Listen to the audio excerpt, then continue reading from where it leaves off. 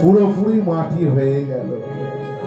তখন স্বামী চাঁদকে বলছিল, স্বামী চাঁদ একই পদ্মা, তুমি আমাকে ধুয়ে রেখে করলে।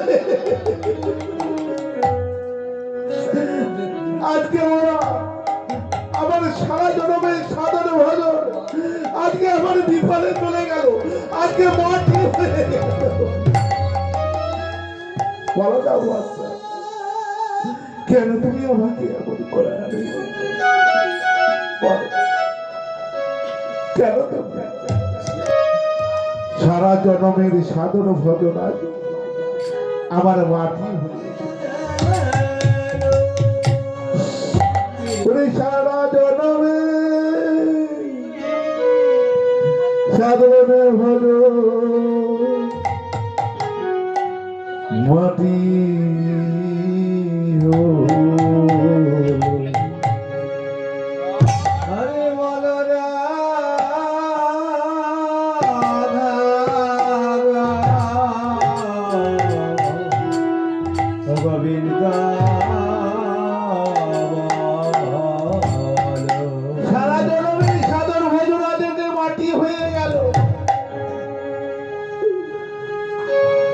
পদ্মা, তুমি আমাকে কি করালে?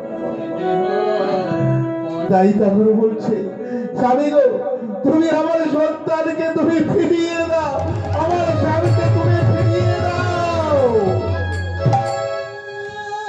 তখন স্বামীকে বলছে, ওরে শ্যাম, তোর মা ডাকছে, তুই আসবি না? আয় না বাবা, আয় না, আয় না বাবা, তোর মা ডাকছে, তুই আয়। বাসুদেবের ভজন কুঠির থেকে দৈববাণী হচ্ছে, বাবা মায়ের কোনো দোষ নাই, আমি ছোট ভাইয়ের উপরে অত্যাচার করেছি, কেন জানো? আমি তো আর ওখানে থাকবো না, আমাকে পালিয়ে আসতে হবে।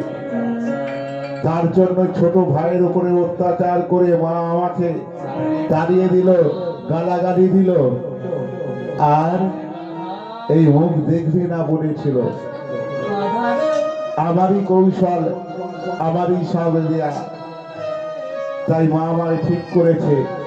তা তবে শোনো, আর একটা কথা বলতে শোনো, তুমি যে প্রতিদিন সাধন ভজন করো, যে ঘরটি রয়েছে, সেই ঘটের জল তুমি আমার ভাইয়ের অঙ্গে ছড়িয়ে দাও, সে আবার জীবিত হয়ে যাবে। তুমি ওদের দিকে নিয়ে আবার তুমি সংসার শুরু করো, আমি আর যাব। তাই সেই ঘটের জলে দিয়ে সেই প্রেমচাঁদের অঙ্গে ছড়িয়ে দিলেন।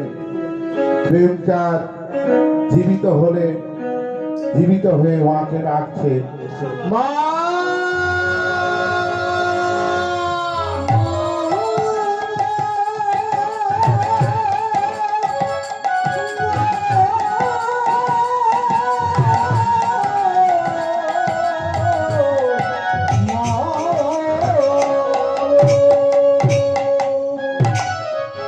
তাই মায়ের সঙ্গে আবার বাড়িতে ফিরে এলেন।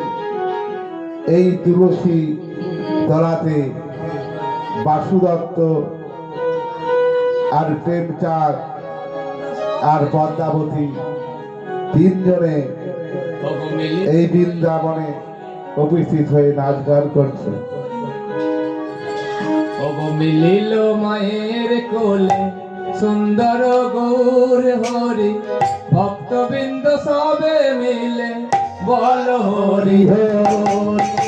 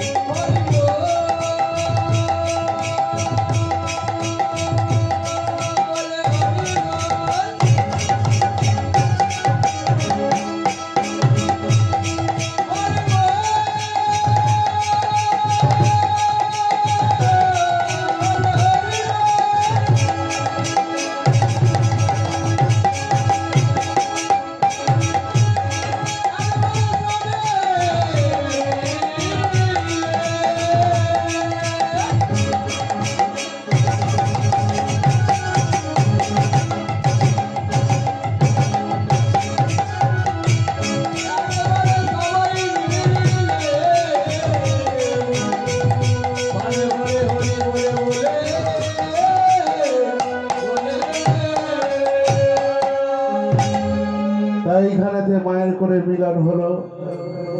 আর বাসুদত্ত প্রেমচাঁদ সকলে মিলে